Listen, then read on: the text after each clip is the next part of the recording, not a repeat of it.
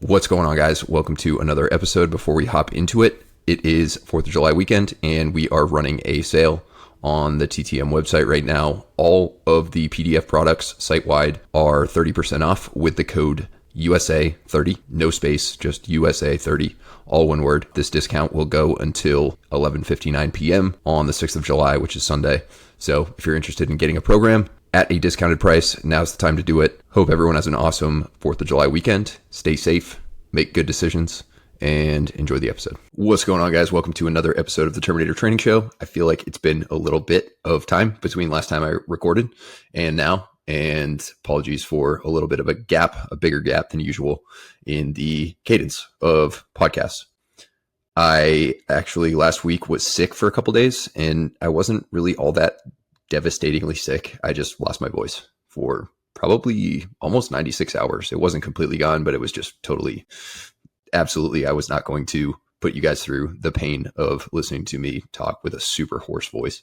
No idea what I had, and who knows, but I feel a lot better now, and my voice is back. And then after I got sick, we went to Nashville for a couple days for one of my wife's best friend's wedding. That was a great time. It was hot as hell, but we stuck it out and enjoyed it. And now I am back on the grind.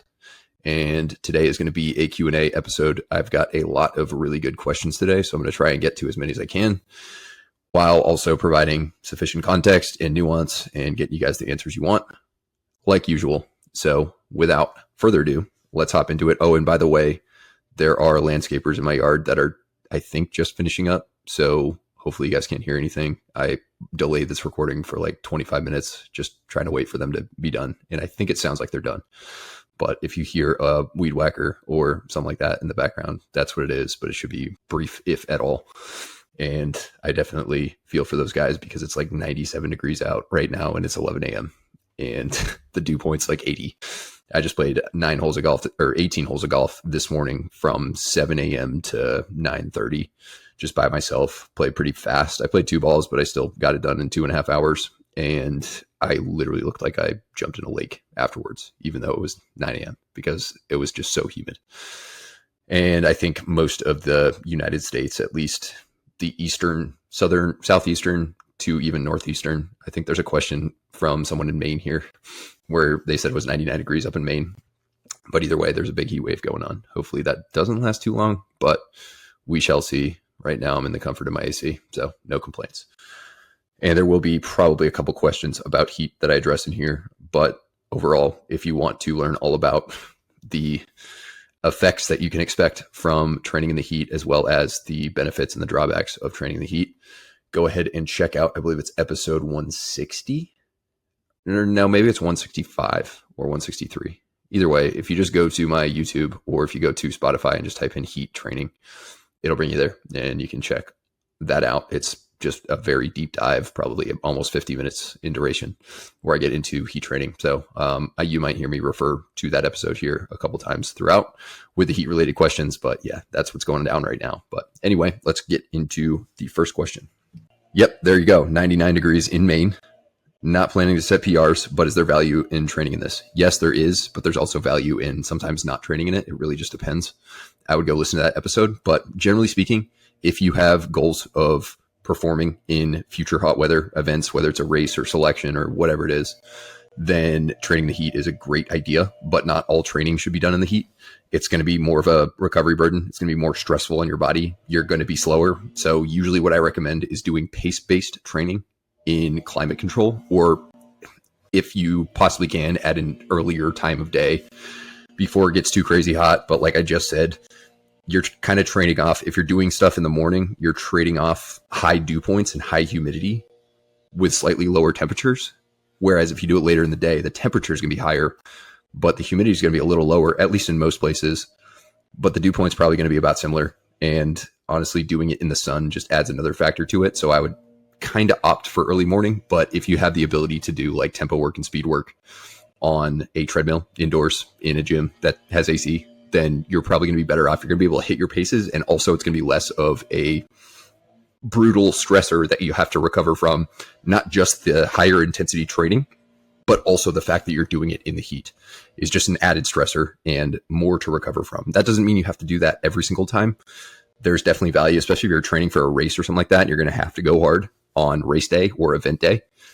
There's value in sometimes doing it in the heat and just sucking it up and being okay with slower times and being okay with higher heart rates and higher RPEs and longer recovery times. But if you're just doing that every single time and you are like really, really focused on making the most progress you possibly can, then doing that sometimes indoors is probably a good idea. And then when you have your more systemic stuff, so your zone 2, your easy stuff, your long runs, long rucks, whatever you're doing for training, doing that stuff kind of in hotter weather.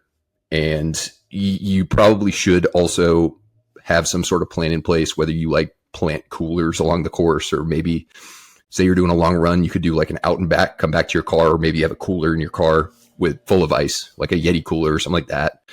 You put a bunch of ice on the back of your neck. Maybe you're wearing a hat to keep the sun off your face, and you put some ice in that hat just to cool yourself off. You're still going to get great heat adaptation benefits, but also you're going to be less on the verge of death, and you're also going to have better performance. You're just going to feel better. It's going to be less of a recovery burden, less stressful, and safer.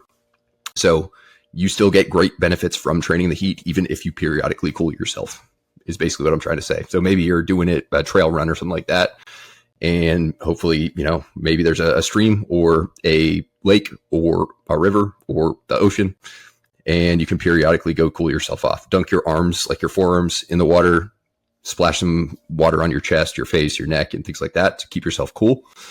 But also you're getting plenty of heat exposure, and you're doing it for a long period of time, and you're going to get great adaptations from that. You're still, like the question said, not going to smash PRs in this type of weather. Unless you just used to be really not fit and now you're super fit, you might be smashing PRs. But if you're generally fit going into the summer, I wouldn't expect to just continue to linearly get better and better and better.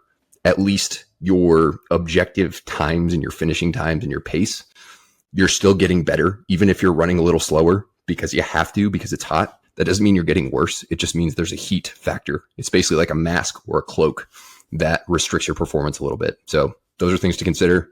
But ultimately, as you continue to get used to it, even though 99, like no matter what, that's going to be brutal for everyone, no matter how adapted you are and no matter how fit you are.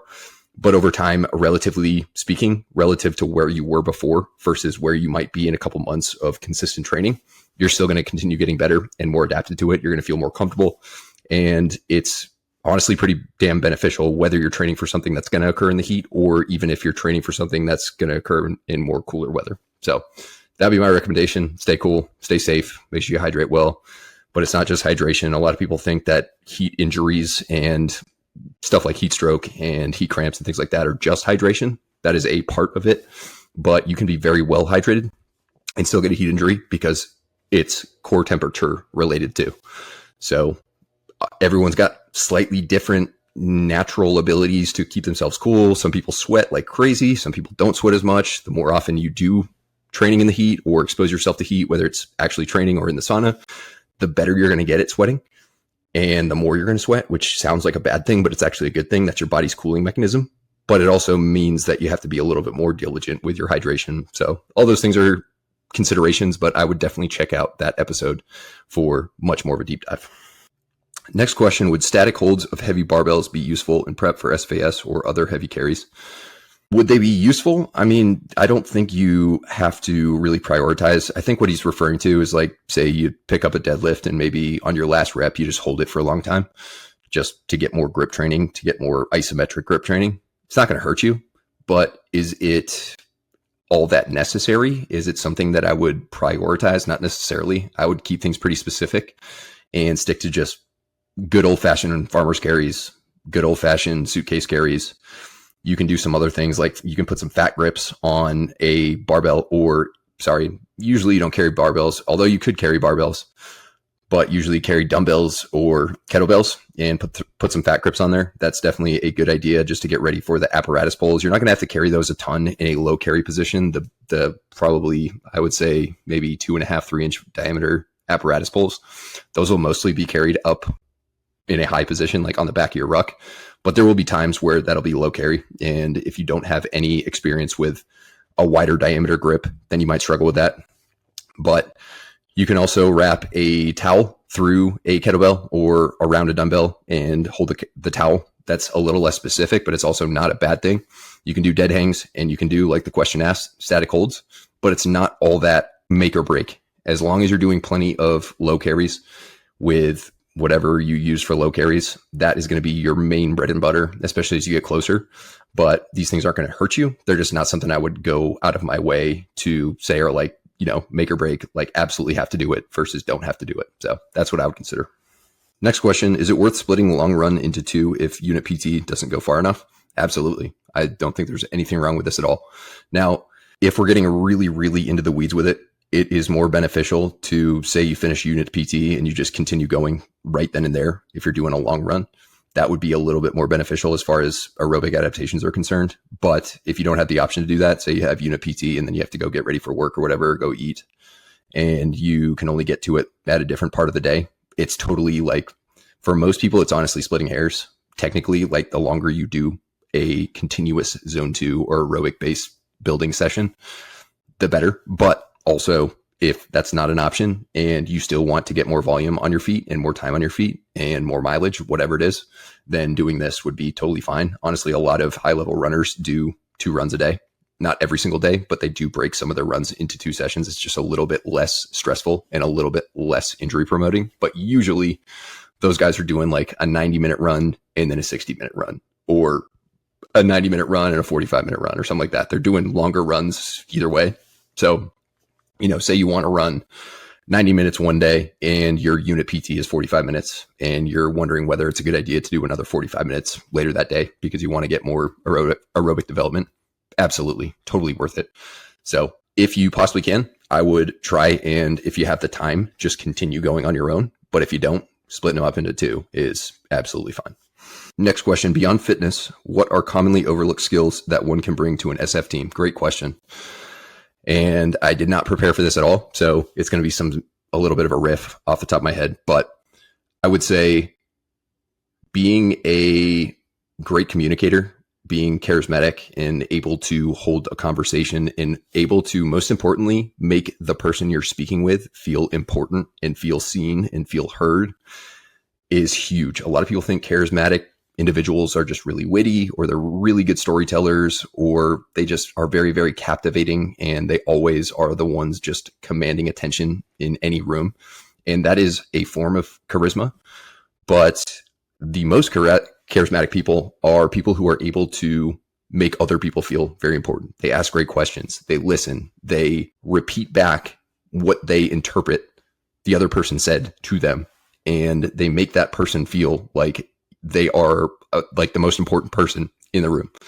And that is something that a lot of people kind of overlook. And it's a very, very big aspect of charisma. So if you're not a super funny person, or if you don't feel like you're very articulate or well-spoken or whatever it is, make other people feel important. I would read the Charisma Myth if you are interested in kind of building that and seeing some tactics and skills to work on. Other things, skills with your hands. So if you're really good at like fixing stuff, or if you're really good at doing mechanical work on vehicles or machinery or things like that, believe it or not, even though SF has nicer stuff than regular Army, things break all the time. And although your Charlies are going to get some training in this, and maybe you might become a Charlie yourself, you'll get a little training in that. But if you have those skills beforehand, whether you're a Charlie or not, you can always be relied upon to be at least one of the guys that is in charge of kind of fixing stuff, or at least leading the project of fixing things. That's a huge one.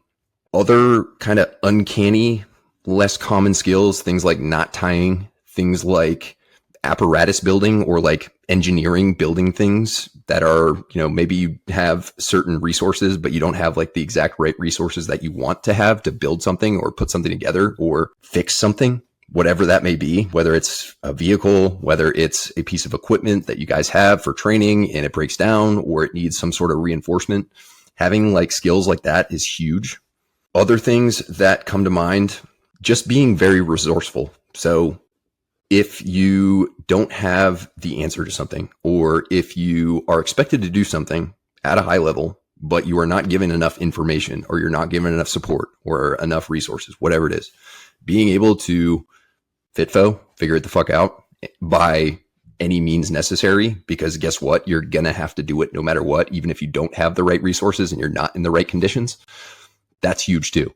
Anyone in SF is going to be expected to perform at high levels, whether you are in perfect conditions or you're given perfect conditions for it or not. So being able to be resourceful and recruit other people, ask support guys for help, delegate certain things. Not everything on the SF team, like not everything that you're told to do and tasked to do, you don't have to do all that yourself. You can go recruit someone who may be in an S shop. An S shop, by the way, is like mechanics or guys who are really good with computers or guys who are really good with maps and topography and things like that. Just because you're given a task to do that stuff does not mean you can't ask other guys for help. And usually they're really willing to do it. Not always. Some support guys kind of suck, but some guys are really, really good and they're underutilized. And so being able to just kind of identify that and not be afraid to ask for help and not be afraid to delegate a task that maybe isn't necessarily underneath you, but maybe you have to do a bunch of other tasks, and it will free up some of your bandwidth to delegate that to someone, whether it's someone else on your team, maybe your junior, or maybe a junior 18 Delta who's not really doing that much because nothing's really going on Delta wise, or a support guy. Nothing wrong with any of that. And guys kind of overlook that kind of stuff. Other things, public speaking, being able to brief really, really well is a huge one. Sometimes the decision to give one team versus another team a mission or a training opportunity or something similar comes down to how well or how poorly each team does their brief or gives higher command an idea of whether they're capable or not. Even if one team is very, very capable and more capable than the other team, if the other team has a bunch of very, very good public speakers and very, very good briefers who sound very confident and are very convincing and are able to get what they want, that other team, even if they're not as capable, might get it, because that impression, that first impression, or maybe it's not a first impression, but the impression on whether your higher command is going to be confident in giving you guys versus another team a mission or a training event may come down to just your brief versus the other brief. And that one's huge. And a lot of guys are pretty good at it, but this is not a skill that most people have naturally. It takes some time. It takes some practice. It takes repetition. And if you feel like you're not very confident, or if you just you shit the bed and you freak out whenever you're given the opportunity or given the task to brief someone or public speak, then I would highly suggest working on that. And there are ways to work on it. A couple options that come to mind right now. One is Toastmasters. Toastmasters is basically you sign up and you go into, it's usually they do it like universities, but they might do it other places. You can usually find one relatively close depending on where you live. Like I live in Whispering Pines, North Carolina, just outside Fort Bragg. And there's a community college down the street. And my wife occasionally goes to the Toastmasters at that. But there's also usually ones in Raleigh. So you could do that. Basically, you get up and you talk in front of the class. And there are people in charge that are either instructors or people in the class that are in charge of grading and giving you feedback on a certain aspect, like filler words, how many times you say how many times you say like. That's a big one for me. And other things like that. And also there's people who listen to the actual content.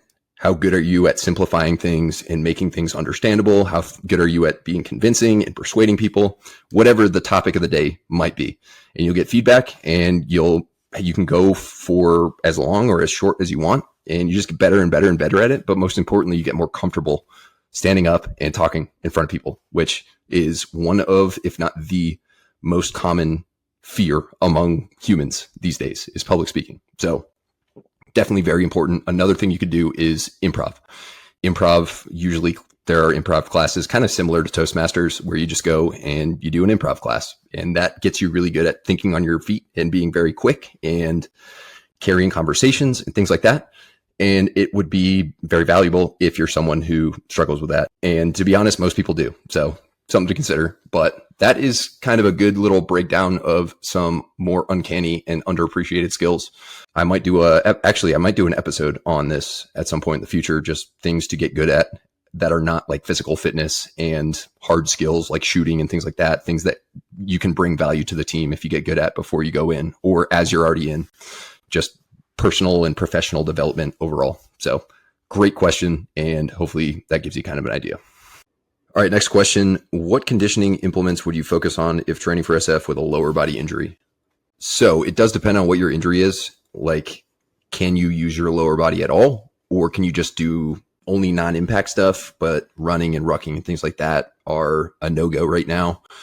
Or is your lower body injury like you can't even use one of your legs or something like that? You have to use upper body. So for the latter, if you can't use your lower body at all, ski erg is probably your number one. You could also do, believe it or not, you can sit on an air bike and just do upper body rowing, or sorry, not rowing, but like use the handles to pedal. That's actually really brutal. I would say that's not the best thing for like long duration stuff. It would be more of a sprint workout or higher intensity workout with like intervals, but that is an option. Ski erg you can do for longer periods of time. Ski erg does involve a little bit of lower body if you're doing it with normal form, but you can make it so that, you know, say you're in a full leg brace or something like that, you can't bend your knee at all. You can make it so it's more upper body and get a great session from it. This would be one of very few indications or situations where I would probably consider something like battle ropes. Battle ropes can be a good way to get a conditioning session in using just your upper body. Other things, I'm trying to think if there's more. If you have a very, very high, well-stocked gym, say you're in group or something like that, the only places I've ever seen this are Thor 3 facilities for 10th group as well as 3rd group. There's like this never-ending on a loop rope climb. So you can either sit on the floor or you can stand and you're just doing hand over hand over hand and the rope's just on a loop. So it's just never ending. And I think, if I'm not mistaken, you can increase or decrease the resistance to make it harder or easier. But that is an option too. Depending on whether you can swim or not, that would be a great option. Some lower body injuries are not very swimming friendly, but if you just can't run, like you can't just do, you are restricted to not doing any sort of impact, whether it's running or rucking, you could do really anything: biking, rowing, elliptical, Stairmaster, Jacob's ladder, any number of different things. If you can use your legs, like you can do on foot conditioning, but just not high impact, you can do incline walking. That's a great option. Just you're on your feet, but it's lower impact and it's nowhere near as stressful as running. And depending on what you put the incline on and or what you put the speed on, it can absolutely be a great session. So those are some things I'd focus on. And then of course, when you get back to being able to do runs and rucks, then I would hop back into that. Are those things going to make you a great rucker and a great runner just by themselves without doing that? Like you get back and all of a sudden you're healthy and you're good to go. Are you going to be a superstar runner afterwards? No. But they are going to continue developing your aerobic system. And that is one aspect of being really good on your feet, running, rucking, etc. And once you get back into the flow of things and you do things properly, slow integration, nothing too much too soon, things like that, just the basics that I talk about all the time, then you're going to be in a much better position than if you didn't do any of that stuff and you're starting from scratch. You have to build a full-on aerobic base as well as a running base, as well as develop your tolerance to impact and so on and so forth. So that's what I'd focus on. Getting healthy, of course, that's number one, but there's definitely a lot you can do. And this really goes for almost any injury, unless you have like a spinal injury or a spinal cord injury or some other more obscure injury where a doc says like, don't exercise at all. Almost every injury can be trained around. You just got to think outside the box a little bit. You got to use your critical thinking skills. And you also have to like get the narrative out of your head. Like, I'm injured, so I can't train at all. I've heard of people like break their finger and they're like, oh, I can't train at all. I broke my finger. Like, how could you possibly think that you can't train with a broken finger at all? You pretty much can do almost every exercise minus things that involve grabbing a dumbbell or a barbell or a machine, whatever it is. So think outside the box a little bit. Usually really doesn't take all that much. It's just kind of getting over the fact that you're a little restricted, not feeling bad for yourself, not feeling sorry for yourself, and finding things you can do and getting good at those things. And then once you get healthy, that's when you go and do the more specific SF stuff. Next question, ran a 14:12 2-mile during an ACFT last month, then a 15:21 this month. What am I doing wrong? Well, without knowing anything about your training or anything about what you did between the first one and the second one, I have no idea what you're doing wrong. Assuming you were still training that entire time, you could be overdoing it. You could be underdoing it. You could be not training specifically enough, like not doing enough faster running, not doing enough 2-mile specific development. Or it could have just been a really good day on the first day and a really bad day on the second day. And there are multiple different variables that can affect that. One, maybe you were in the same condition on both days, but it was 45 degrees warmer on the second day and the dew point was 35 degrees higher. Should that affect you on a shorter run, like a 2-mile, by over a minute? Not necessarily, but it also can. It absolutely will affect you. The heat and the humidity, mostly the dew point, will affect you. But also, if you had a really good day, the first one, and it was perfect running conditions, and then you had a really bad day or kind of bad day, the second one, and it was terrible running conditions, there you go. But without knowing anything about what you've been doing for training in between, I don't really have a good answer for what you're doing wrong, other than the fact that make sure your training's dialed in. If you want to get really freaking fast at a 2-mile and a 5-mile, I would hop on the 2 and 5-mile program. That one is just, guys are crushing insane improvements on that. Even guys who are pretty damn fast to start out. So if you want to hear a little more about that program, I would listen to episode 170. I go into the weeds with it. I also go into Jack Gazelle 2.0. Those would also get you faster at the 2-mile, but they're also a little bit more lifting dominant. But you can listen to that episode, see some of the progress that other guys have made, and consider checking that program out and kind of go from there. Next question, best gyms, ruck, and run routes on Fort Carson. Okay, so for those who don't know, I was stationed at Carson from 2014 to 18. I was at 10th group, and usually most of my runs and rucks I would do off post, but not all of them. The tank trails out behind like 10th group, if you go and park at the 10th group compound or somewhere over there, believe me, you're allowed to park there even if you're not in 10th group. I wouldn't park in like the ODA right in front of the ODA headquarters or anything like that, or group headquarters, but there's a ton of random little parking spots over there. And then you can go out like behind the gym. I'm assuming this still has a pretty similar layout. There's like an obstacle course. There's the Thor 3 facility. It might be a different location, and they may have upgraded the gym, but I honestly think if they upgraded, it's in the same location. Either way, you can go out on the tank trails and just go forever. It's great for like ups and downs, hilly. Of course, Fort Carson's at like 6,000 feet elevation, maybe even higher.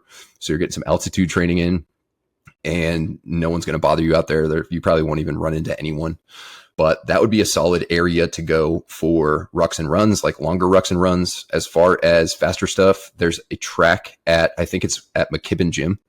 That's a good spot. And by the way, when I lifted, I usually lifted off post, but if I lifted on post, I would just lift at the Thor 3 facility, which you can only go to if you're either 10th group or 10th group support. As far as I know, could be different now, but that's what it was back then.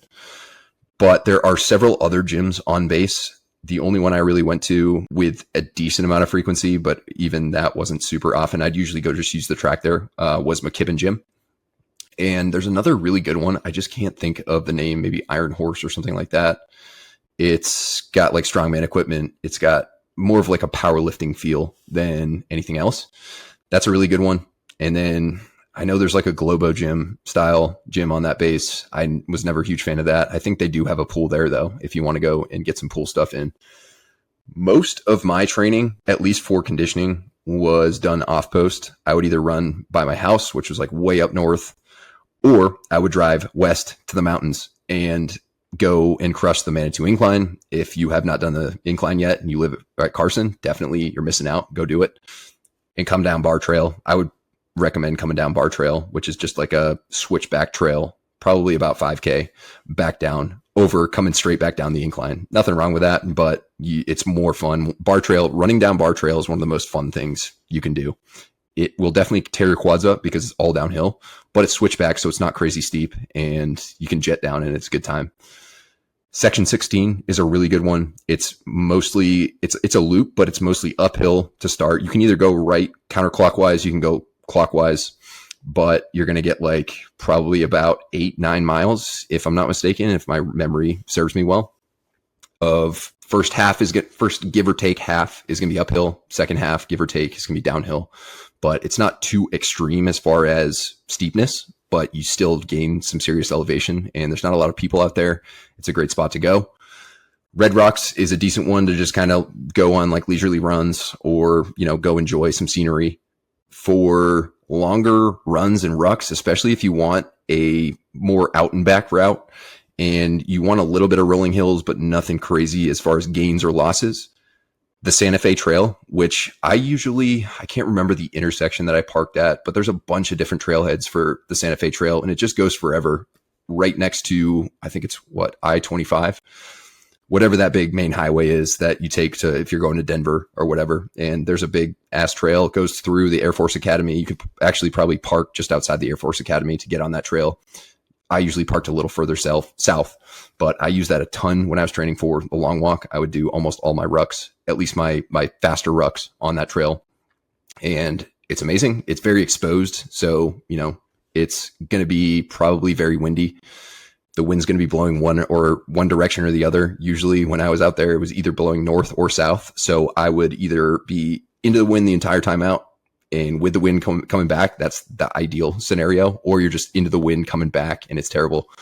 But those are all really good options. And then of course you can go up to Boulder. You can go to like the Red Rock opens, like the actual Red Rock. So there's a Red Rock in Colorado Springs area. And there's also the Red Rock, like the amphitheater. That's really famous music venue that is up in the Boulder area. I think it's like kind of between Denver and Boulder.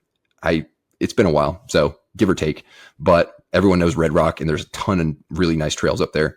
But Boulder is like the endurance, especially like the ultra running residence capital of the world. Like a lot of high level ultra runners live up in Boulder, and that should show you that it's a great area to train. So maybe go up there on weekends or whatever, but those are pretty good options. Off post, I usually just lifted at either a 24-hour fitness or I think it was called Vasa Fitness, kind of a Globo gym, but not terrible. If I were to still live there, I'd probably find more of a hardcore / bodybuilding gym with like better machines and less of a Globo gym, but that was back in the day. So that should give you a good little menu to pick from and choose your own adventure, but definitely jealous. It's a great spot to live and a great spot to train if you enjoy outdoor activities. Next question. How the heck do you increase your pull-up reps? Should it be a daily thing like grease the groove? It could be grease the groove, but there's a number of different ways you can increase your pull-up reps, and I will spitball a few. So for those who are not aware, grease the groove is when you do very high frequency, very low intensity. So say, you can do 20 pull-ups. That's your max, in which case you're probably not asking this question because that's pretty damn good. But just for example, you can do 20. If you want to get up to say 25 in the next 6-8 weeks or something like that, which is doable. Very difficult, but doable. If you're at 5 and you want to get up to 10 in the next 6 to 8 weeks, very much more doable than going from 20 to 25. But either way, 20, you would probably do something like 10 sets throughout the day, maybe breakfast, lunch, and dinner. You do 3 sets each. That's 9 sets, but you get the picture of 5 to 7 reps. And then the following week, maybe add 1 set and you get up to 10 sets, or you add 1 rep per set. Or eventually maybe you add another day and you're doing it 6 days a week. So what you're doing is just very, very high frequency. There's tons and tons and tons of different ways to do greasing the groove. This is just one example, but you're doing high frequency, but because you're only doing like 25 to 33% of your 1 set max every time you do it, you're not building a ton of fatigue. You're not damaging your muscles all that much. You might feel a little sore when you first start doing it, but you are just getting really good at the skill of doing pull-ups. And occasionally, of course, you would train with higher intensity. Maybe you have 1 day throughout the week where you do like an actual pull-up workout and then probably time that on the day prior to you not doing the greasing the groove pull-ups the following day. So if you're doing it 5 days a week, maybe the day prior, you don't do greasing the groove that day. You just do a pull-up workout, whether it's weighted pull-ups or body weight pull-ups for higher reps, higher intensity. And then the next day you take off completely from pull-ups just to recover a little. Then you get back into greasing the groove.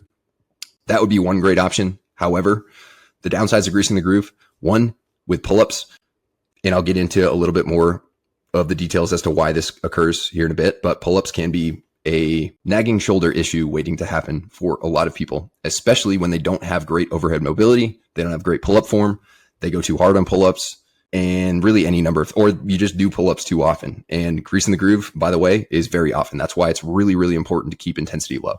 Also, you'll hit points of diminishing returns. So you can't just do greasing the groove forever.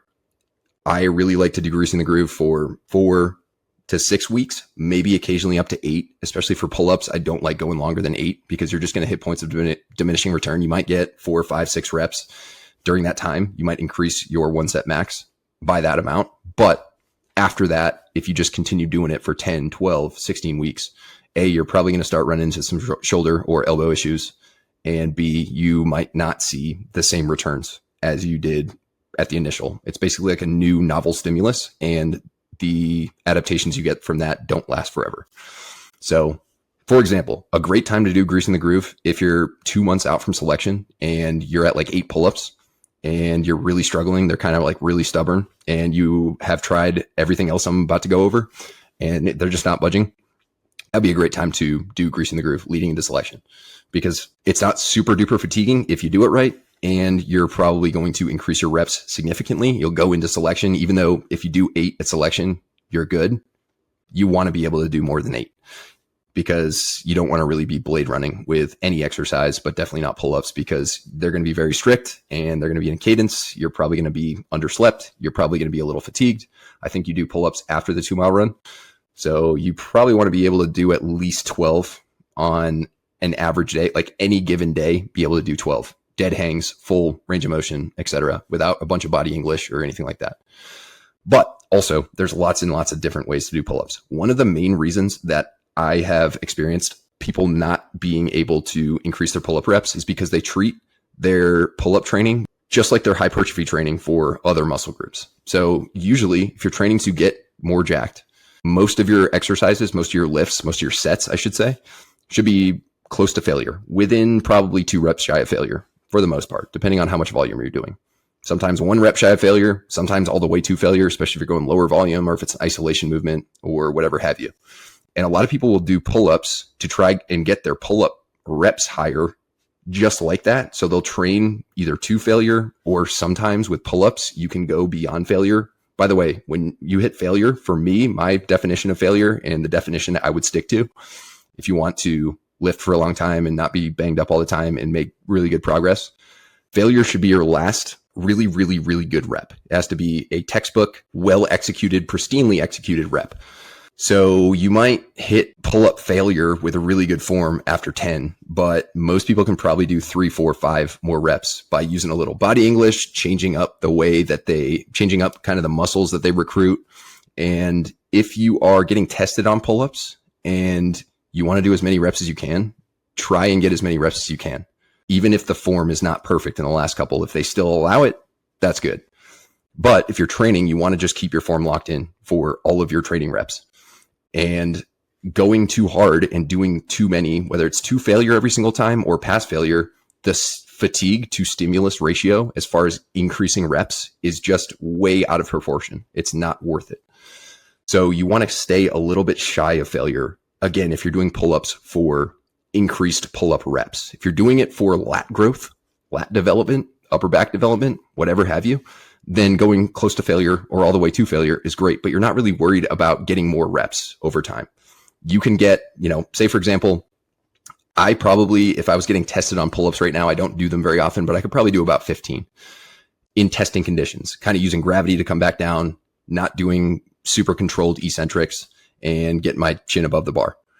However, if I wanted to do that for hypertrophy and grow my lats in my upper back, I would slow that eccentric down so that I'm more engaged on the way back down. Also, it's way less stressful in the shoulders.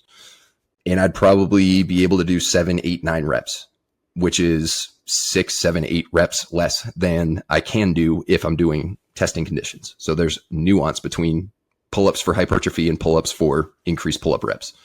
So where was I? Let's see. Increasing pull-ups, lots of different things. One, easy one, lose weight. If you have extra body fat, losing that will absolutely help. Of course, don't do anything crazy extreme. You don't want to lose muscle too. So if you go in some crazy diet, or you're not eating enough protein, or you're just overdoing any aspect of losing weight, then that's going to backfire on you. Even though you're going to be lighter, you're going to be weaker too. So it's kind of just evening itself out. But say you weigh 195 pounds and over the next 12 weeks, you lose 6 pounds. That'd be pretty reasonable, but you maintain your muscle, you continue training pull-ups. You're now 6 pounds lighter. So you should be able to do a couple more reps because you're just pulling up less weight. So that's a super simple one. You could also increase the frequency, but not necessarily in a greasing the groove manner. Say you're doing pull-up workouts twice a week. Maybe one day you're doing weighted pull-ups, another day you're doing body weight pull-ups. You could add another vertical pull day, whether it's exact pull-ups or maybe chin-ups or maybe neutral grip pull-ups, or maybe use rings or angles 90s. Or you could do something like rack chins. Rack chins are a great pull-up assistance exercise, and they're also safer. I think I talked about rack chins in a recent episode, but they're also safer to take closer to failure, and they're easier on the shoulders because they're not a direct overhead vertical pull. They're more like a semi-vertical pull. Lat pull downs, strengthening your lats, strengthening your biceps, doing dead hangs, being able to hold on to a bar longer, although it's not going to like make you a pull-up savant. Doing dead hangs is not going to detract from anything. And if anything, it's just going to help. It's going to make you more comfortable hanging from the bar. And it's a great shoulder health thing. Decompresses the spine a little bit. I think dead hangs should be something that almost everyone does multiple times a day, at least most days. And a minor benefit of that is you might increase your pull-ups a little bit by also training them, of course, too. But you can also consider, for a lot of people, honestly, this might be the best idea, is taking a deload from pull-ups and not doing them for a couple weeks. If you've been doing pull-ups week in, week out, or if you just never rotate pull-ups out, like prone grip pull-ups, and they're stubborn, they're not budging, they're not increasing, taking some time off from them, maybe a week, maybe 2 weeks. This is not saying don't train for 2 weeks. It's not saying don't do any pulling for 2 weeks. It's saying don't do pull-ups for 2 weeks or 1 week or 10 days. Give your body a little bit of a break from them, your joints a little bit of a break from them. Let that inflammation, let that fatigue kind of dissipate. And when you get back to it, it's going to be a little bit more novel. So you might be a little bit worse at pull-ups immediately, right when you get back after taking that time off, but you're going to be more subject to making better adaptations in the future. This goes for a lot of different things too. Like sometimes if you hit a bench press plateau, taking some time off from bench, doing some bench assistance work, accessories, giving yourself a break from the actual standard bench press and then getting back into it hot and heavy can be a great way to increase your bench. Same with pull-ups, same with a lot of different lifts. So those are some things I would consider. I would hit pull-ups probably at least twice a week, like actual prone grip pull-ups, but you can do, like I said, you can do things like neutral grip stuff. You can rotate your grips, and I would recommend doing that. Honestly, chin-ups, especially neutral grip, especially if you have rings or angles 90s that allow you to kind of rotate with the range of motion, can be a lot more joint friendly, and you're going to get really good at, they're going to help your pull-ups ultimately, even though they're not perfectly specific. They're still a very, very similar lift, and they are just a great way for ensuring that you're always available instead of just always banged up from doing pull-ups. Believe it or not, pull-ups are a exercise that a lot of people get banged up from, and it's because they do some of the mistakes I just went over. Usually it's because they do pull-ups with terrible form, especially as they approach failure or get beyond failure. But those are all options. It's really just like any other lift. However, there are some specific nuances that are a little bit different, and hopefully that answer kind of covered those and gives you a good idea to work from. Next question, MARSOC selection in January. Is heat acclimation worth it for a winter class? This is a super cool question. And I would say absolutely it is worth it. Is it make or break? No, it is definitely make or break if you're doing anything in the summer, or if you think it's potentially going to be hot, it is 100% make or break. You absolutely need to do it if you want to set yourself up for the best possible chance. January, depending on where you're at, I think MARSOC selection takes place somewhere in Cali, so it might not be super cold, but I don't think it's going to be crazy hot. But either way, heat training can absolutely improve your ability. Basically, you get additional aerobic adaptations from doing certain training in the heat that you wouldn't get by doing it in regular or climate controlled temperatures or regular non-hot temperatures. Again, go back to my heat episode if you want to hear more specifics, but a lot of high level endurance athletes, especially somewhat recently, have been really, really taking heat training super seriously, even if they know they're not going to be competing in the heat. Because a lot of the adaptations and the science on this is more definitive and less, I guess, open for interpretation than the science on altitude training. Heat training is a great thing to have in your arsenal, even if you are going to be performing in cooler weather. Your ability to keep your core temperature down, which you get from continuous heat training and consistent heat training, or heat exposure in the form of a sauna or a hot bath or something like that is a massive thing to keep fatigue at bay, even if it's not hot out. And when you have a ruck on, even if it's 45, 50, 60 degrees, when you have a ruck on, you got uniform on, you're going hard, your core temperature is going to go up. It just is. And if you're better at managing that because you expose yourself to heat going in, then you're just going to have a slightly bigger advantage. Now, you're not necessarily, if you don't do this, you're not going to show up and be like a really high chance of getting some sort of heat injury like you would be if you're showing up in July or August or June, whatever, in a really hot area. But it can definitely improve performance. Now, because you probably aren't going to have a ton of hot weather access to actually train in the heat, again, go back to that episode and listen to that, but you can do some sauna leading in. And as long as you don't overdo it, and you listen to that episode and go through the protocols that I kind of discuss as far as passive heat training, whether it's sauna or steam room or a hot bath or hot tub, then you're going to be kind of giving yourself that extra little edge. So not make or break, but is it worth it? I would say absolutely, especially if you have the desire to cross all your T's and dot all your I's and really cover all your bases. Going in with a solid heat tolerance is a good thing. So if you can do it, absolutely. Next question. There must be a heat wave going on because I'm getting a lot of hot weather questions. I'm not even going to get to all of them in this, but anyway, how to stay cool when trying to sleep in a house with limited AC. My best advice, and I would consider this very close to being make or break because you have to, your core temperature has to drop in order for you to get into a deep sleep. This is like science. It's biology. It's not like up for interpretation. Your core temp has to drop. I think it's like 1 to 3 degrees in the evening for you to fall into a nice, restful, deep sleep. You get most of your deep sleep early on in the evening, which is probably when the house is the hottest. So what I would do is invest in a window AC or a portable AC or something like that, that keeps at least your sleeping area cool. If you want to go, if you have a little bit higher budget, you could consider something like a mattress topper, like an Uller, or I use the 8 Sleep. The 8 Sleep is definitely not cheap, but it's one of the best investments I've ever made because I sleep really, really well compared to how I used to sleep because it is AI driven and you set it on a certain temperature and it will adjust temperatures throughout the night based on your body heat. So I started on really cold. I run really hot, especially early in the evening.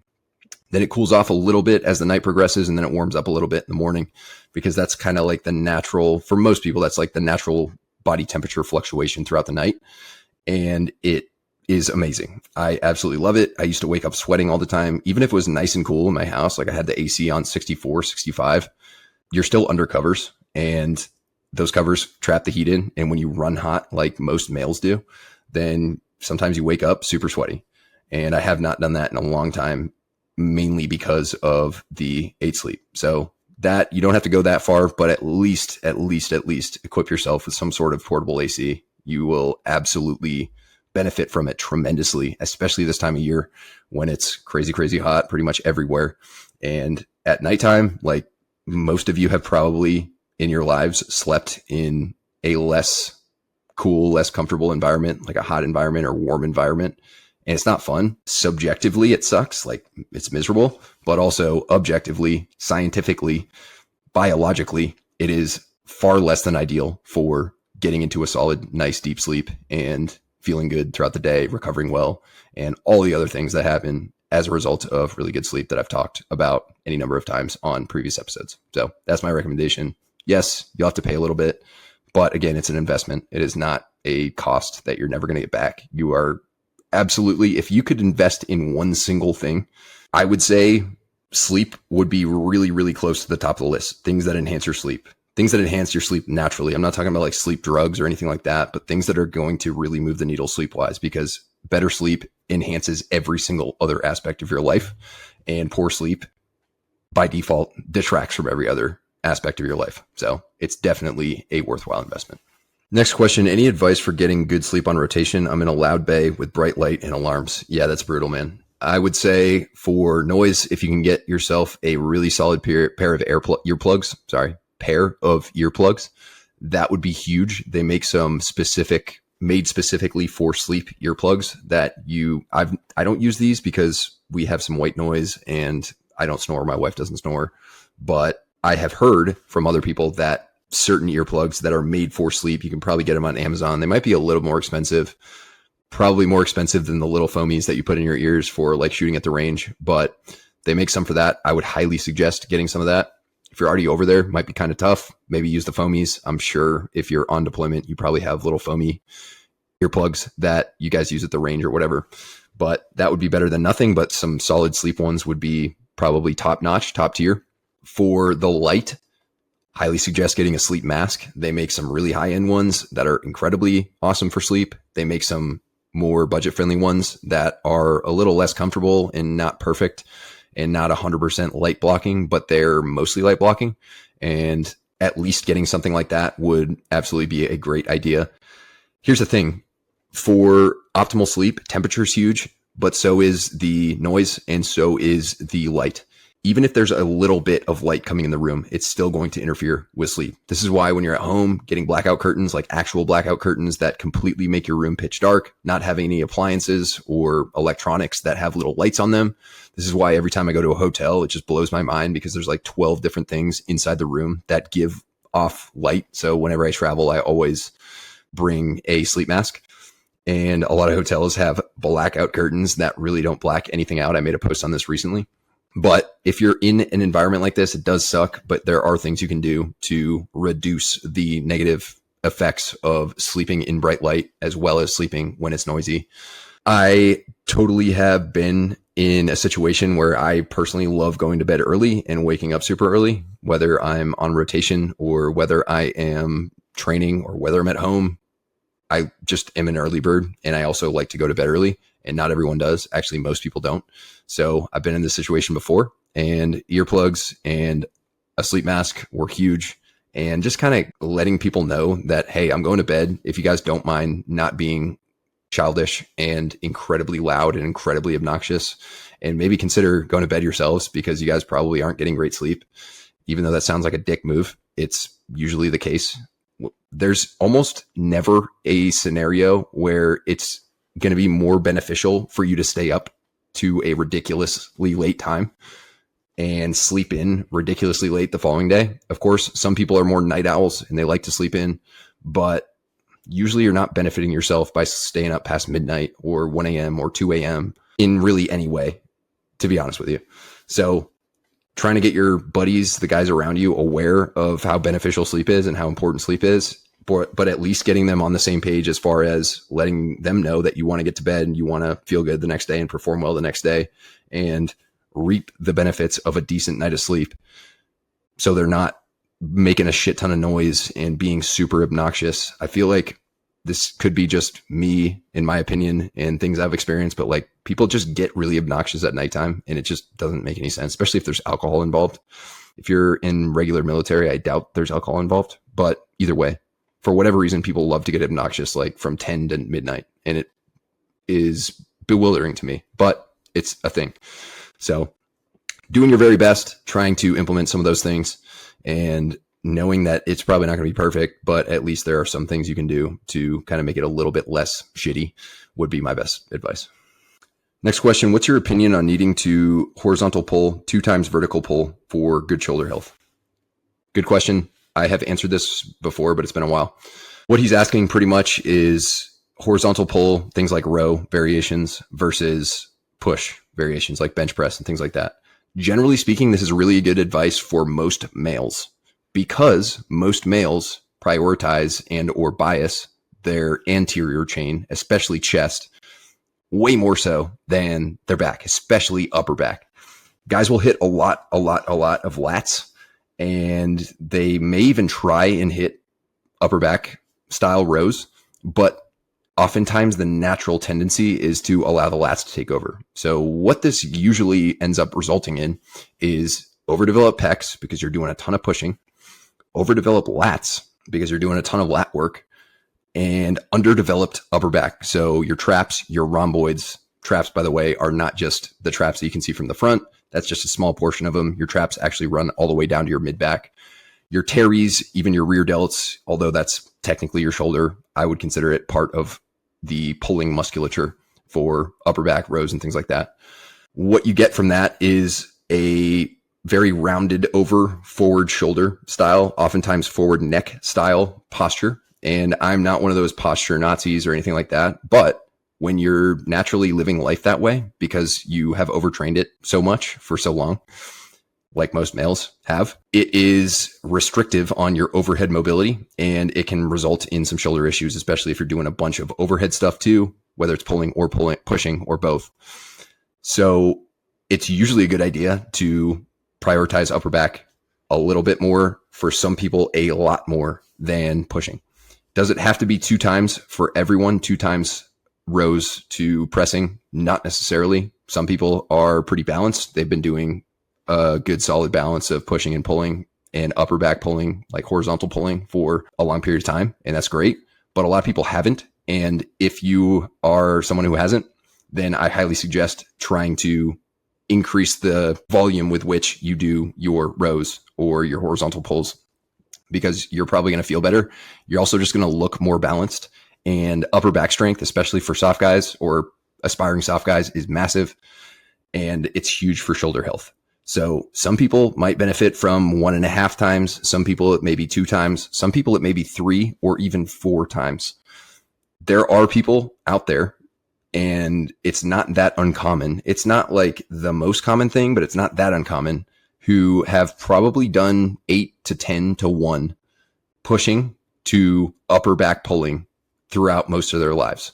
A lot of people's fallback day, like if they miss a training session or take a little bit of time off, whatever it is, they come back, usually they're hitting chest that day.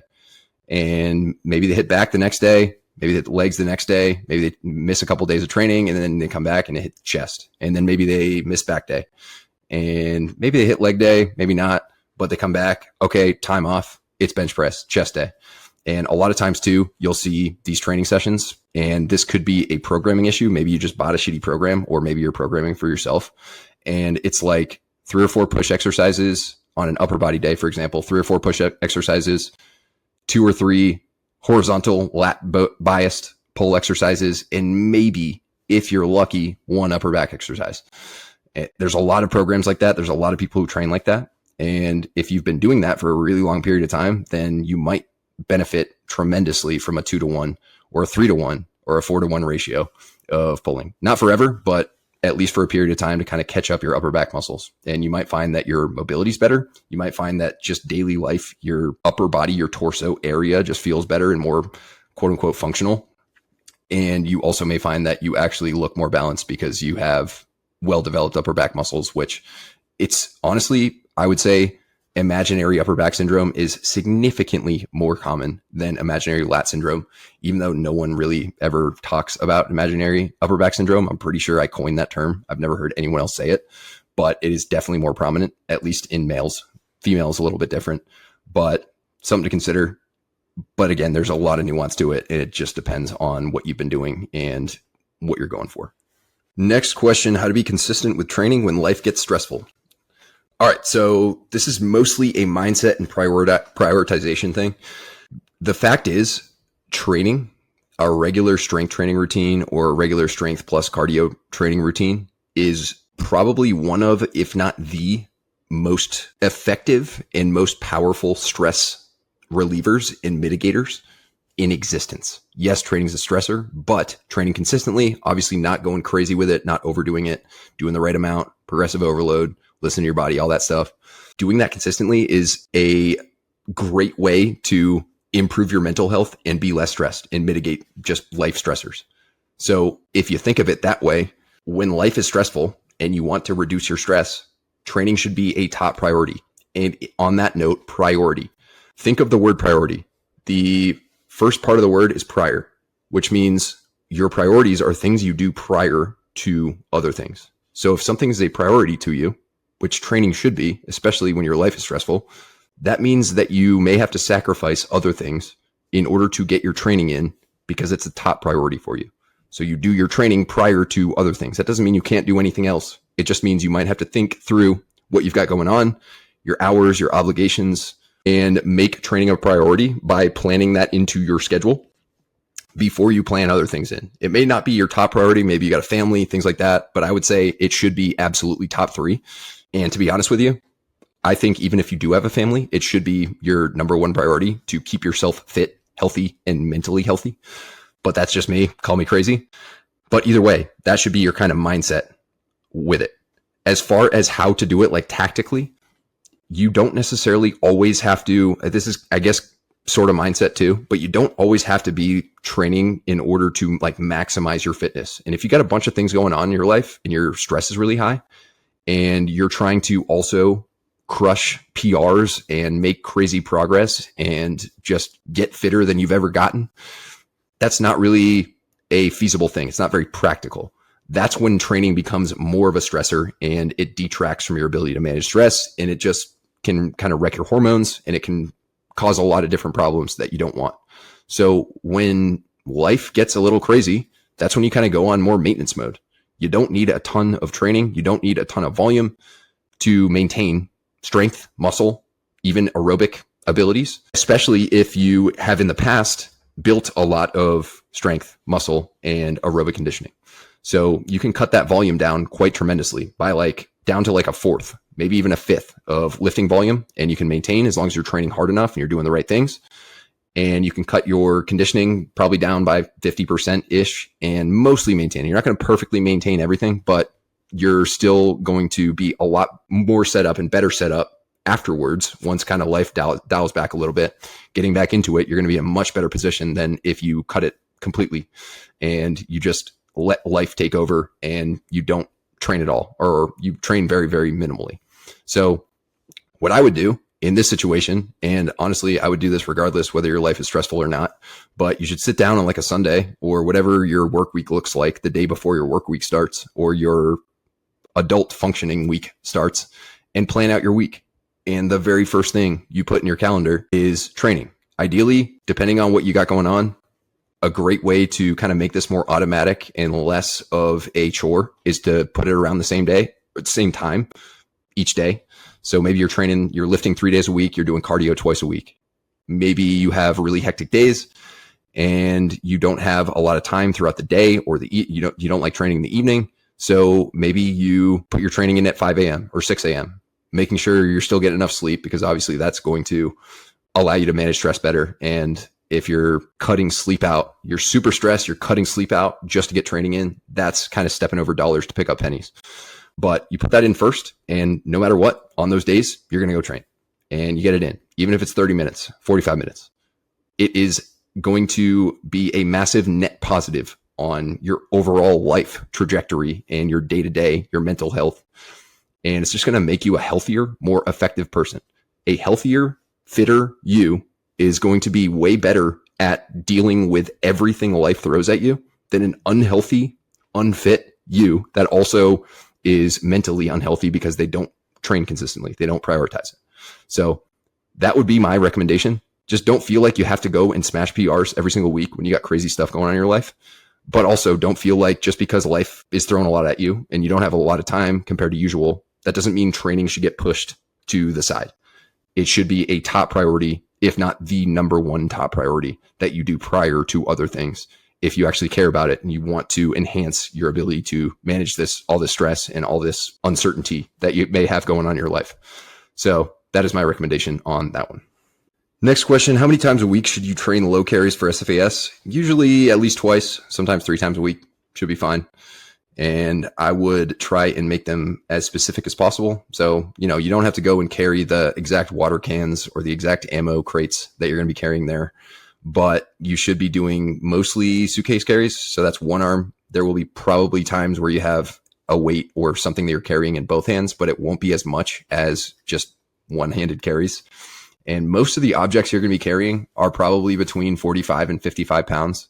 So one mistake a lot of people make, and this is a mistake in many different ways, and I'll get into them here in a second, but a mistake a lot of people make is they do really, really heavy carries, but they don't go for very high volume, or they go really heavy and high volume and they just destroy themselves. But when you're going super heavy, as you get close to selection, you can definitely do some heavy carries. Don't get me wrong. But like, if you think that like, I'm going to be carrying a 50-pound object, whatever it is at selection, so in order to prep for it, I'm going to carry 100s every time I do carries. One, that's going to be way more fatiguing. Two, it's also going to not really train that grip endurance that you're going for. So you really want to focus on grip strength endurance rather than like brute grip strength. So I don't care if you can pick up 150 pound kettlebells, if they even make those, and carry them 10 yards. What I care about, well, what they care about at selection is your ability to carry, again, 45, 55 pounds for really, really long periods of time. So you want to get specific with it and not overstress yourself for no reason as you get close to selection. But how often to do it? I usually have my guys do it on Monday, Wednesday, Friday going in. And we, of course, progressively overload. We increase duration. Sometimes we mess with the grips. We'll use fat grips. We'll use normal grips. And we will mess with rest periods. We'll mess with weights a little bit, keeping it usually in that 45 to 55, occasionally 60 pound range, and go from there. It really is not all that challenging or complex or difficult to program. Just needs to get done. And if you do it at least twice a week, preferably usually 3, you're going to be good to go. Next question, best exercises to widen shoulders. So wide shoulders, or at least giving off the appearance that you have wide shoulders. Of course, there's definitely genetic involvement. Some people have a really narrow waist and they genetically have a wider torso and their shoulders look wider. But beyond that, you can actually develop certain musculature to increase the width or how wide your shoulders appear to be. Number 1, lateral raises or some form of lateral delt development. And a lot of people do lateral raises, but they often don't do them properly. Believe it or not, lateral raises are one of the most commonly improperly executed exercises I've seen in really any gym. And they're not hard, but you have to perform them in a certain way in order for them to target your delts. A couple of really common things that people do with lateral delts, whether they're doing dumbbell lateral raises or cables or whatever it is, they will kind of lead with their hands. They almost have like a bird wing style thing. If you're watching on video, you'll be able to see it where like they're doing lateral raises, but like their hands are going up way before and they're not really using their lateral delts. Or they'll go straight out to the side, but their arms are kind of externally rotated and it's pretty much just working their front delts. In order for you, if you're using free weights, the only force that's acting upon that weight is gravity. So if you want to train your lateral delts should be facing directly up to the ceiling. So if you're going straight out to the side with dumbbells and you're externally rotated, then your front delts are going to be more so facing the ceiling than your lateral delts. Your lateral delts are going to be kind of facing diagonally back. It's not saying that it's not training the lateral delts, but also it's a little bit less shoulder friendly to do it that way. And it also just doesn't hit the lateral delts that much, and it hits the front delts a lot. And coincidentally, most males have overdeveloped front delts because they do so much pushing, like I was talking about earlier. So properly executed lateral raises. Also, you want to consider getting some non-short position lateral raises in. So if you think about it, if you're standing straight up, you got dumbbells, like the classic dumbbell lateral raise, or seated, whatever, using dumbbells. When your arms are kind of closer to your legs or your torso, you're not really putting any stimulus on it because, again, it's gravity. You don't really pick up stimulus until they're probably about 30 to 45 degrees from your body. And then as they get up towards that 90 degrees from your torso, that's when the most amount of stimulus is on them. And that's not a bad thing. It's not like it's useless, but it's only training in the short position. And then usually guys will go over to the cables and they'll put the cables all the way low on the ground. And they'll do cable lateral raises thinking it's some sort of different exercise, which technically it is, but it's very redundant because the cables are still basically when the cable is about 90 degrees or perpendicular to your hand, that's where the most tension is. So if it's on the floor, think about raising it up. It picks up tension around the same spot as it does on a dumbbell lateral raise. So when you're doing cable lateral raises, not always, but at least sometimes, you want to consider putting the cable higher.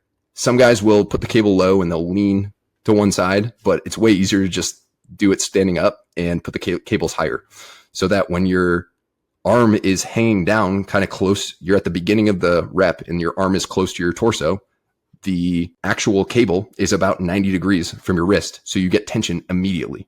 That would be a great way to not do redundant lateral raises. There's tons and tons of other exercises you can do for the lateral delts. You can do upright rows. You can do a machine lateral raise. Honestly, any form of lateral raise is going to be great. Y raises are really good too. Those are a little more lateral delts plus rear delts a little bit, but training those. And another mistake people make is they just check the block with them. Almost every time I see someone doing lateral raises, to check the block exercise. Like they're already smoked because they've done a ton of other exercises. And oh, by the way, let's just throw 3 sets of lateral raises in and go from there. And yeah, you're going to get a little development from that, but not all that much. So most people have underdeveloped lateral delts because they just don't take the exercise seriously, and or they don't execute it properly, or they just throw 3 sets in a week and call it good. So proper execution, prioritization, actually doing it and focusing and taking them close to failure. Honestly, if you're doing short position lateral raises, like dumbbell lateral raises, you should be taking every set of that pretty much to failure if your form's good, because it's a short position exercise. It's very, very low fatigue. And if you're kind of stopping shy of failure, like you would on like a bench press or a squat, which is usually a good idea to stop a little bit shy of failure, but you're just not exposing that musculature to as much stress as you could be. And the fatigue trade-off on a lateral raise is not something that isn't worth it, like it would be potentially on a bench press or a squat or other compound lift like that. So train them hard, train them properly, train them frequently. Don't use them as check the block exercises, and use a couple different resistance profiles, or make sure you're training them in the lengthened position, the mid-range position, as well as the short range position. And over time, they're going to grow. Additionally, even though this doesn't necessarily make your shoulders wider, it makes you look more jacked and like, I guess, more imposing, is traps, getting your traps well developed. And a lot of people think, oh, I just got to do a bunch of shrugs, and shrugs work, but there are tons and tons of more effective upper back exercises that will grow your traps more. If you want to shrug, my favorite shrug for the upper traps is going to be a Kelso shrug. So you're on a high incline bench and you have your chest supported on it and you're doing shrugs like that. It's not quite as vertically pulling as a standing shrug, but it's also more shoulder friendly, and it gets the traps a little bit better. It also gets the mid traps a little bit better than a regular upright shrug. Believe it or not, a lot of people get neck issues and sometimes shoulder issues from doing too many upright shrugs, especially if they're not doing any other upper back movement. They're just doing a bunch of lats and pressing and shrugs. So those are all considerations too. If you have big ass traps and you got solid ass lateral delts, you're going to have a really solid, wide looking shoulder physique, of course, as much as your genetic potential allows. Rear delts are also another kind of sleeper. If you train your upper back a lot and you train it properly, then your rear delts are probably going to be very well developed. But if you don't, then your lateral or your rear delts are going to be a little bit non-existent. And what a lot of people kind of look like is they have very well developed front delts, because again, every press they've ever done involves the front delts, even if it's not a direct overhead press.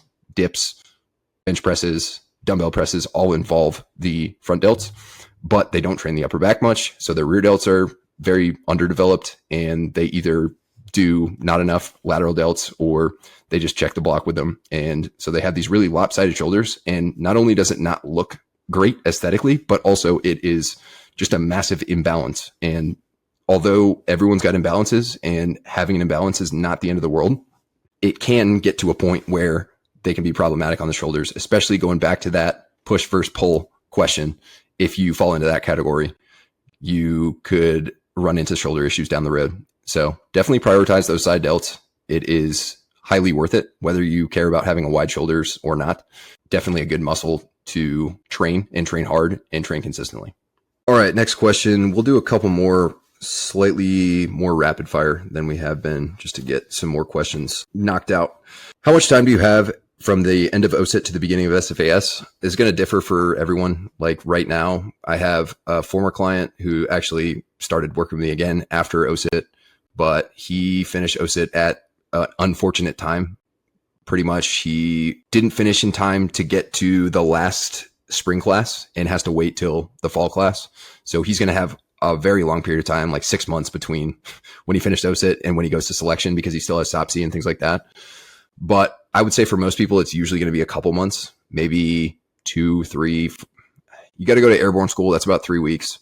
SOPSI, I think, is 5 weeks now. So that's 8 weeks total. And then almost always, as far as I know, you're going to have a decent amount of time in between finishing airborne and when you go to SOPSI. And so SOPSI will be like 6 weeks. Selection will be 6 weeks after SOPSI. So I would expect 10 weeks at the very, very shortest, all the way up to 12, 16, 18 weeks. It really just depends on the time of year you go and a lot of other situations that I'm really not privy to. But you do have a lot of time to get really fit. So A lot of people will be very concerned about losing fitness at OSUT, hoping that they're able to gain it back in time before selection. But if you go into OSUT really fit, even if you lose a bunch, you'll have plenty of time to get fit again and even more fit before you go to selection. So it's not a super valid concern. If you go into OSUT unfit and you expect OSUT to make you really fit and then to just continue building that afterwards, that's a massive mistake. So you want to go into OSUT really fit, even though it's a little frustrating to lose it, you'll regain it a lot faster after, and you'll have plenty of time regardless. It's just different for everyone. Next question, when doing a 2-a-day run/lift, should we be warming up, cooling down, and doing mobility for each session? Warming up and cooling down, it depends on what type of training you're doing. If you're lifting, usually my favorite way to warm up for a lift, you can definitely do more of a actual warm-up style sequence, but also you can just go and start doing lighter weights of your first exercise. I personally like to do a little bit of activation, a little bit of nervous system ramp ups like jumps or explosive push-ups or kettlebell swings, just to kind of get my nervous system ramped up and get some power training in early when I'm not fatigued. And it's a great way to prep yourself for your main lifts. But I am not a huge fan of going and spending a ton of time warming up. Cooldowns, my advice for cooldowns is to do something that takes about 5 minutes, maybe 10. You go outside, do some deep breathing. Don't look at your phone. Separate the workout from the rest of your day by just kind of like calming your nervous system down, getting a little bit more parasympathetic, or rest and digest, rest and recover, versus training, which is sympathetic. Do you have to do that for every session? Absolutely not. If you're doing a run and it's a zone 2 run, you don't have to warm up for a zone 2 run. Your first mile, your first 10 minutes is going to be your warm up, because you're not going that intense. If you're doing something like speed work, you definitely want to do a little bit of a warm-up run. You want to do maybe some strides, maybe some dynamic stuff like A skips, B skips, butt kicks, high knees, things like that, and then get into your training session. But it really just depends on the session you're doing. As for mobility, I mean, if you're going and lifting and you're lifting with a full range of motion, you're getting your mobility knocked out. That's the best way to improve your mobility by far. So, if you have mobility restrictions, you definitely can add some extra mobility, some targeted mobility, personalized mobility based on what your restrictions are, whether it's shoulders, hips, ankles, or multiple things. But do you have to do mobility before and after, or even in combination with every session? Absolutely not. Definitely not. That would be what I consider mobility king behavior. People who prioritize mobility way more than actual training. The things that are going to move the needle most for you are your actual training sessions that you're doing, not whether you do mobility around those training sessions or not. You can do mobility at home while you watch TV at nighttime if you want. That's totally fine. You don't have to do it in combination with training. Or if you lift with full range of motion, actual full range of motion, and you really prioritize it, maybe you spend a little bit of time, hanging out and squat throughout the day. Maybe you do a little bit of targeted mobility. Say you have like tighter shoulders, you do some dead hangs, you do maybe some pass-throughs with a PVC pipe, handcuff style drills when you're face down. You really only have to do that a few days a week for 5 to 8 minutes, and you're going to be totally good to go. And you may not even need to do that. I personally don't do any mobility other than sitting in a squat a couple times a day and hanging from a pull-up bar a couple times a day and lifting with full range of motion. That's my mobility. I'm not the most mobile human of all time, but I'm mobile enough to do everything I need to do. And unless you're training for a job that requires tons of mobility, like Cirque du Soleil or a gymnast, or if you're a high-level Olympic lifter or something like that, you don't need to be crazy, crazy mobile and over-indexing mobility, especially if it comes at the cost of hard, effective quality training, is a massive mistake. So it depends on the session. It depends on what you're doing, but it does not have to be that elaborate. If your warm-ups and cooldowns take longer than like 20 minutes combined, then you are prioritizing something incorrectly and you're not like a high-level athlete. If you're a high-level athlete, it's one thing. You got all day to train. Your main job is to just be an athlete and perform at a very, very high level. And maybe you're in a sport that involves a little more mobility. That's one thing. But if you're training to get fit, like prepping for selection or prepping for something military-wise, and you're spending a ridiculous amount of time on warm-ups and cooldowns or mobility, and you're kind of letting that get in the way of your training, or you're over-indexing that and under-indexing training, then that is a priority issue. So that's my answer on that one. It really depends, but I would not overthink it too much. Keep doing what you're doing. The hard training is going to be the most needle moving thing that you can do. Other things can support it, but they may or may not be all that necessary to really, really focus on and spend a ton of time on. Next question. I go to SFAS in September. Did you still feel like you were behind when you went? Good question. Did I feel like I was behind? No, because I had gone to SOPSI prior to that, and I had gone to like basic training and all that. And I was a top performer in my SOPSI class physically, and I found all my land nav points.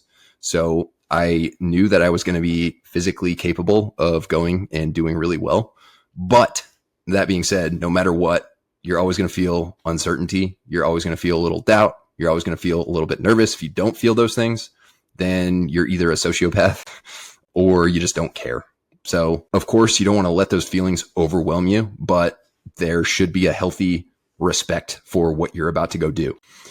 I didn't necessarily feel behind, but no matter what, everyone who's gone to selection, whether they make it or not, has felt like people who actually truly care, like I said, has felt a little bit of uncertainty and nerves. That's just how it is. You're probably going to feel like that. And if you don't have anything really to compare it to, like, you know, you don't necessarily go to SOPSI or you don't go to something before that and kind of see what other guys are doing, then you might feel a little more behind. But as long as you're crushing the standards, which the standards are very, very openly available, you can find those anywhere, then that's really all you can ask. Make sure you get your skill sets up to speed, tying knots, doing land nav, and having good character. Those are really important too. And those are things you can work on. And those are things you can work on between now and then. But aside from that, you're going to go and you're not going to feel perfectly confident like you're going to go crush it. You shouldn't feel like that. You should have a healthy respect for it. But at the same time, that's just kind of like a normal thing. And you got to go and just do what they tell you to do every single day to your best ability. And whatever happens, happens. Of course, shit can happen. You could be very, very well prepared and you could go smash everything. And for whatever reason, you don't make it, whether you step in a hole during land nav and break your leg or, you know, bad luck happens. But at the same time, you can cover all your bases that you possibly can, the things you have control over, and ideally only worry about those things and don't worry about things that are going to happen months and months and months from now, especially if you don't have any control over them. That's probably the best way to go about it. And just know that a lot of people feel this way. It's totally normal. And you just got to go and crush. Next question, 18X in not amazing shape. Which program do you recommend before basic?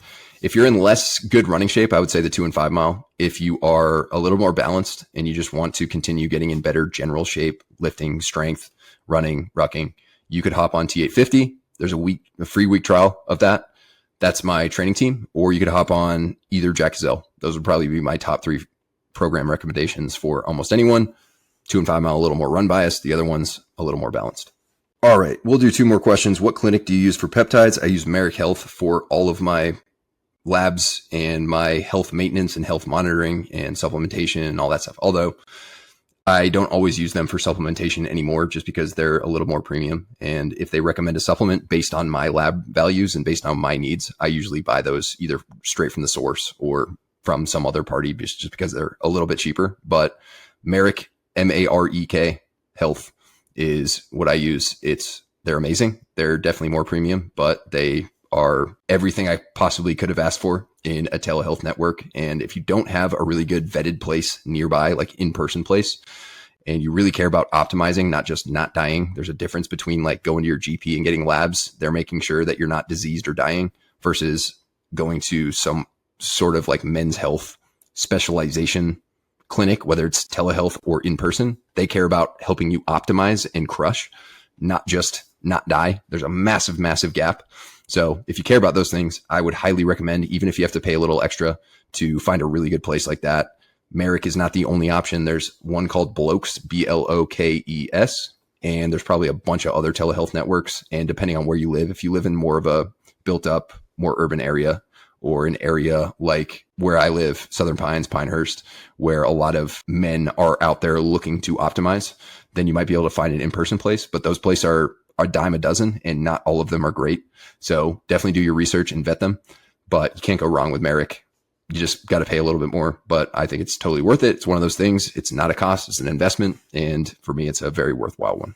Next question. If you were to commence ops in Iran, how would you, from a SOCOM perspective? I honestly have no idea. I know that there's some stuff going on over there, but I really don't follow current events. I don't have the bandwidth for it. Usually when I follow current events, it wrecks my mental health.